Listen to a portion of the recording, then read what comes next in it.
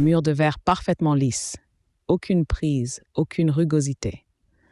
Pourtant, une créature de quelques grammes remonte cette surface impossible, comme si elle défiait les lois de la physique. Elle s'arrête, pivote la tête vers vous, puis continue son ascension vers le plafond où elle restera suspendue, immobile, défiant la gravité. Cette prouesse qui fascine les scientifiques depuis des décennies cache l'un des systèmes d'adhésion les plus sophistiqués du règne animal. Le gecko.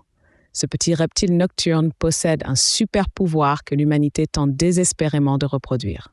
Ses pattes semblent ordinaires, mais elles cachent une technologie naturelle si avancée qu'elle inspire aujourd'hui la création de nouveaux matériaux révolutionnaires. Chaque patte de gecko porte des millions de poils microscopiques appelés setae. Ces structures, 100 fois plus fines qu'un cheveu humain, se divisent en spatules encore plus petites. Au niveau moléculaire, ces spatules exploitent les forces de Van der Waals, créant une adhésion si puissante qu'un gecko pourrait théoriquement supporter son propre poids en ne s'accrochant que par un seul doigt. Les geckos prospèrent principalement dans les régions tropicales et subtropicales du globe.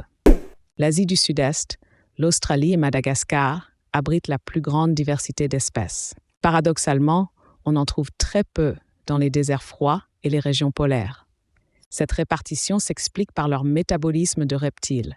Ils ont besoin de chaleur externe pour maintenir leur température corporelle et rester actifs. Chasseurs nocturnes redoutables, la plupart des geckos se nourrissent d'insectes qu'ils capturent grâce à leur langue collante et rapide.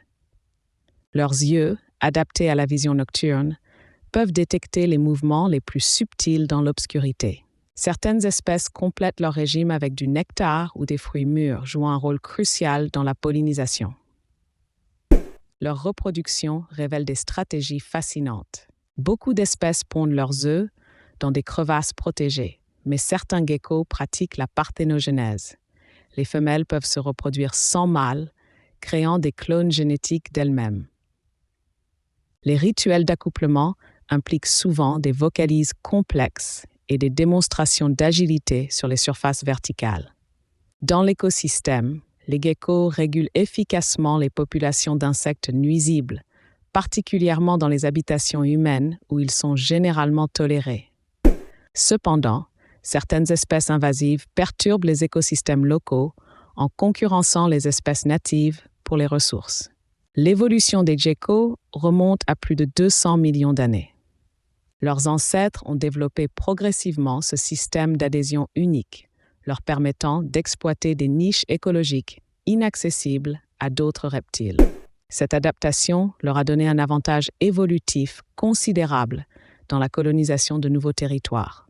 Aujourd'hui, plusieurs espèces de geckos font face à des menaces croissantes. La déforestation, le réchauffement climatique et l'urbanisation réduisent leurs habitats naturels. Certaines espèces insulaires sont particulièrement vulnérables, mais la plupart des geckos montrent une remarquable capacité d'adaptation aux environnements modifiés par l'homme. Le gecko nous enseigne que les solutions les plus élégantes se trouvent souvent dans la nature. Ses pattes microscopiques inspirent déjà les adhésifs du futur, promettant des applications révolutionnaires en médecine et en robotique. Cette petite créature qui défie la gravité pourrait bien transformer notre façon de concevoir l'adhésion.